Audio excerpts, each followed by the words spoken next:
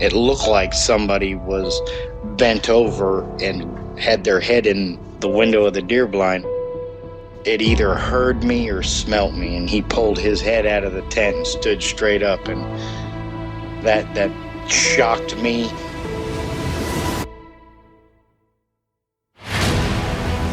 They don't make people that big.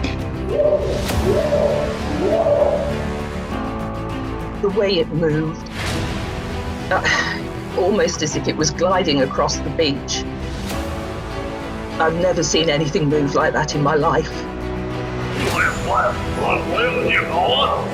They were screaming at each other in gibberish. It sounded like a language, and they were chuntering away back and forwards, back and forwards, back and forwards. I know what a bear looks like, and there is no way on this planet that what I saw were bears.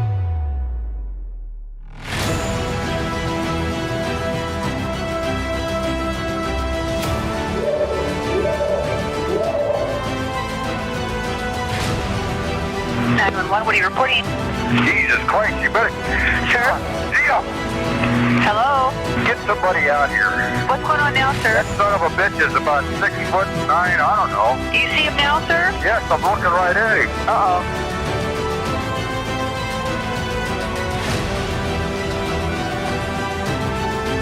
Hey, this is Luke Griggs, and you are listening to Sasquatch Chronicles.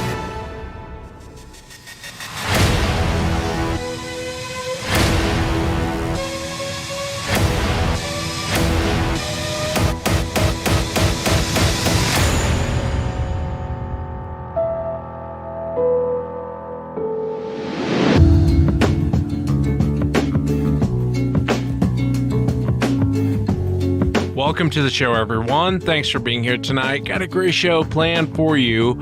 I hope everyone's app is up and running. If you haven't gone to your Google Play Store or in the iPhone, just the App Store, and updated the app, be sure and update your app if you run into any sort of issues. But I hope it's going smoothly for everyone. It was a major headache last week, and I think I lost my stuff a few times just with the frustration of the whole thing. But thank you so much for being here tonight. We're going to be chatting with Dave. And Dave comes to us. He was in Montana almost 22 years ago and had this terrifying encounter at the Glacier National Park.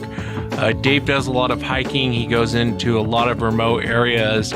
And this night, it definitely changed Dave's life, and I'll let him go into it. If you've had an encounter and you'd like to be on the show, shoot me an email.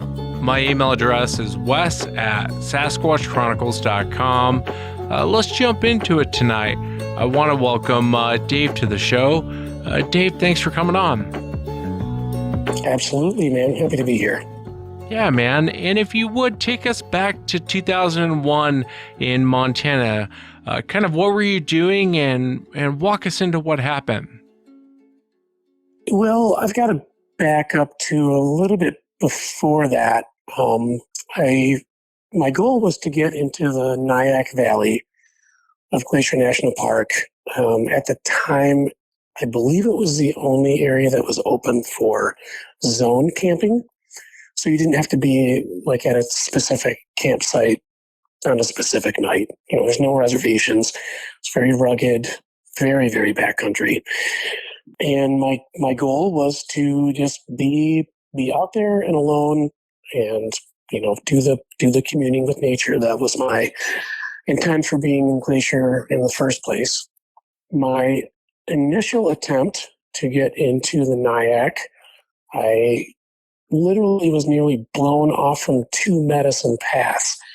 Real close to Cobalt Lake, just past upper and lower Two Medicine Lakes.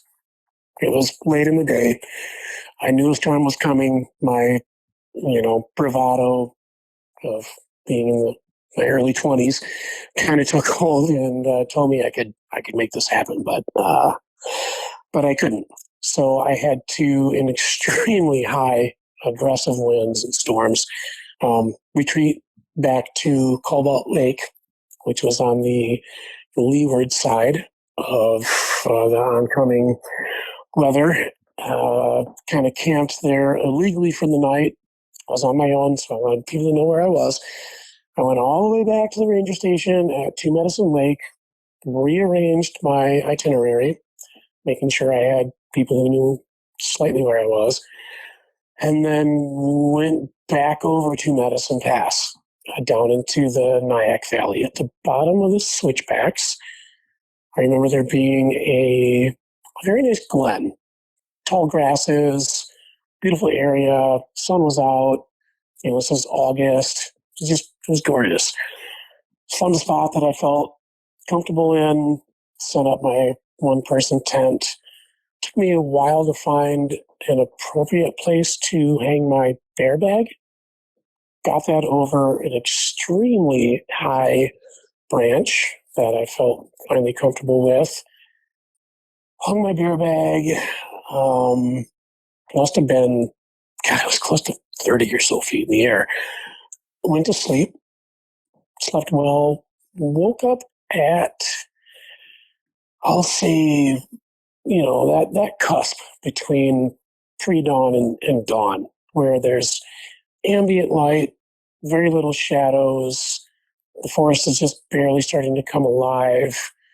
There's a really deep kind of purple in the sky. And there was this kerfuffle over by my bear bag. Must have been 75, 80 yards away. Like some thumping and some, I don't know. I don't know how to explain it. Like some huffing, definitely movement of a biological being. It kind of worked itself into a bit of a crescendo with the amount of noise it was making. At the time, I never carried guns into the woods. All I had was a hatchet under my pillow, which is common practice for me when I'm in the woods, and some bear spray, of course, for the grizzlies there in Montana. And so I, grab hold of those things and start to shuffle around a little bit, make some noise in my sleeping bag. And as soon as I do that, this commotion stops. A couple moments of silence, and this thing makes a frickin' straight line to my tent. And it's walking with intent. It feels like it's walking with purpose. It knows exactly where it's going. And I can feel, I have complete knowledge that it's coming right to me. And, I've got my hatchet in one hand, I've got my bear spray in the other, on my side, trying to be like as small as possible, basically. I'm trying to figure out audibly what this noise is. It's not a bear. It's not a moose. It is bipedal. It's freaking huge. It's huge. This thing proceeds to do 3 laps around my tent. Okay, so I was laying on my right side, and it walked across my face first. So it walked, if I were on my back, I'm on my right side. If I'm remembering my geography correctly, it would have been the north side of the tent first. And it slowly does 3 laps around the tent, and as it completes its 3rd time coming across the north side of my tent, it ran something across the wall of my rain fly. I could hear it, and I glanced up without moving my head. My eyes can only go so far, and I could notice some indentations running across my rain fly, close to the peak, but still kind of on the side of it. It wasn't a true dome tent. I can't remember what they call them, like a Zen design maybe, but basic backpackers rectangular tent. It's kind of got the dome at the front, and then